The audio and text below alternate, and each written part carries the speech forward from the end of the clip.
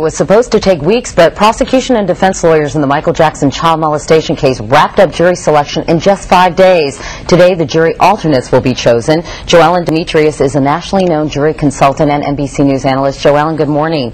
Good morning, Katie. Let's take a look at the breakdown of the jury. We have 4 men, 8 women, 7 whites, 4 Hispanics, 1 Asian. I guess the glaring omission here, Joellen, no African Americans on this jury. How will this impact the trial?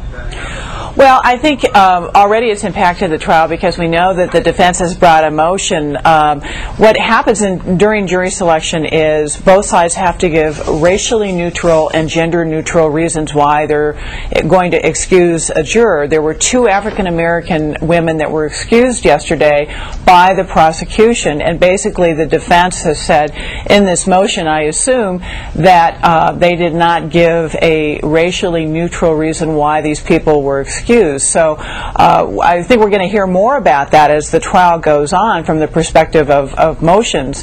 But in terms of how this impacts the jury ultimately, I think it's safe to say that it will impact the jury because very clearly both of these women seem to favor Michael Jackson, at least at this point in the case. Joellen, are you saying that the selection process might be grounds for appeal already?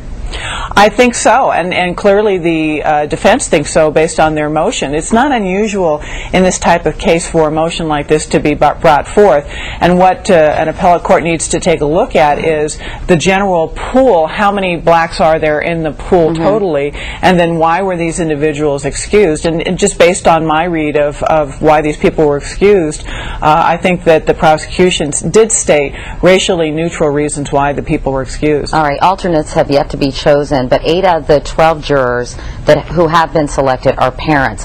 Because sexual abuse is so troubling, how do you think this will play out, the fact that they are parents?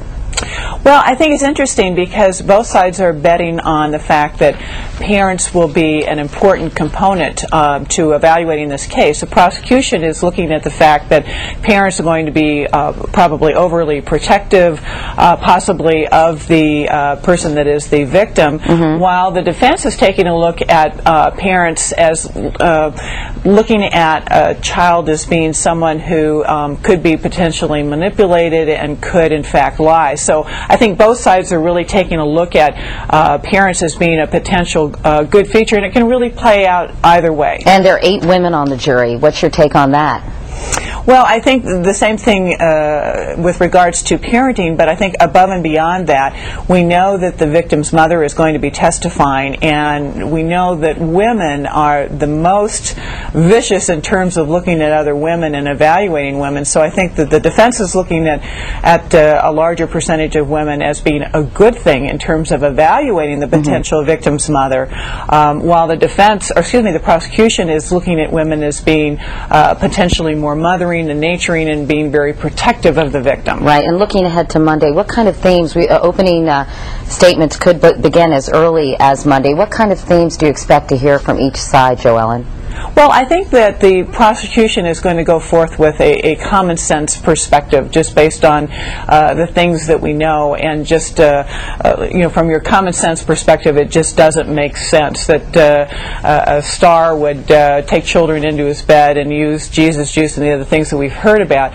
From the defense perspective, they're going to be looking at one thing, and that is the greed and the motivation potentially of the family, the accuser, and his family. All right, Joellen Dimitrius. Joellen, thanks so much. Nice to talk to you. Thanks, Katy.